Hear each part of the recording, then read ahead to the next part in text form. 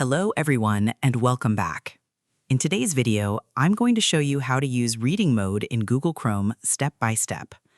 This feature helps you remove distractions from web pages so you can focus only on the main text. So let's get started.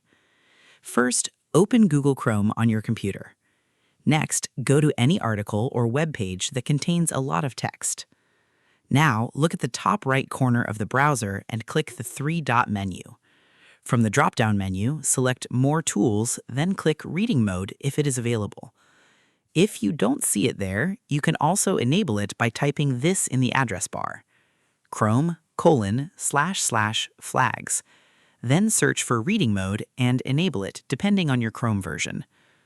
Once Reading Mode is active, the page will change into a clean, simplified layout. All ads, sidebars, and unnecessary elements will be removed, leaving only the main content. You can also adjust the appearance, such as font size, theme, light or dark, and spacing for better readability.